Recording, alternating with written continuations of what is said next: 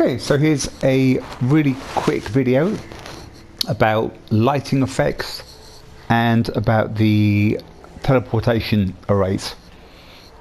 Now what you find is in the game, if you're doing a large story area, if you've got a two-story building or a very large area, then yeah, by all means use the original light bulbs. I mean, you can see they still don't quite provide enough light, but it's not a bad effect. The problem starts when you start using them in houses, especially on the vanilla ones, because what you end up with, apart from a view of cow ass, is this. I mean, it's like having searchlights in your front room. I don't know who was what they were thinking when they set the brightness, but it's way too high, unless they were always planning on people switching to the fancy lights. I tend to use them pretty much in all my buildings. I mean, I've got two vanilla houses. You've got the Alcatraz build, spotlights everywhere. Or this is what I normally tend to stick to. Front room, I'll have the chandelier. There should be one at the back, but I haven't wired it all up yet. And bedrooms, bathroom, just a small fancy light. And I find that this looks just a lot more realistic than that. It's hideous. Okay, next bit. Lighting. I've seen a few videos and I've seen some amazing builds, and I've also seen some builds where they tend to overdo the lighting outside. It ends up with a lot of light pollution. You can't really tell where the lights are. I've kept the mailboxes and the street lights in this run through.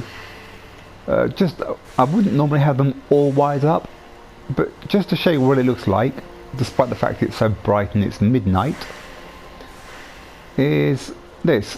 You get little pools of light. Obviously the mailboxes do a more obvious effect. If you wanted less, you can always just switch it to one. They do stick onto the back here nicely.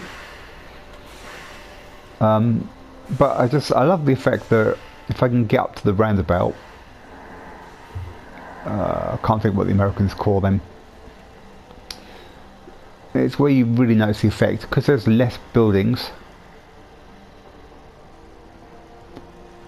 here. So, you know, as you follow the roads around, you've just got these little tiny pools of light, and it's much more of a natural feel to the build place. I find it a lot more realistic than having the place lit up. I mean, if it was a settlement, there would be power issues. They would want lighting, but they wouldn't be able to have too much. So I found that limiting it to the existing structures just helps it feel a bit more natural. If you do the matte glitch to get the middle story on, another good trick, because you can't use the middle floor, is before you move it into place, make sure you have some balconies and then put a wall behind so you can't see the ruined roof. And I still tend to put up just one, maybe two lights, just so that from a distance it doesn't look like a fake floor. It just looks like an extra layer on the building. Okay, I haven't lit that one up.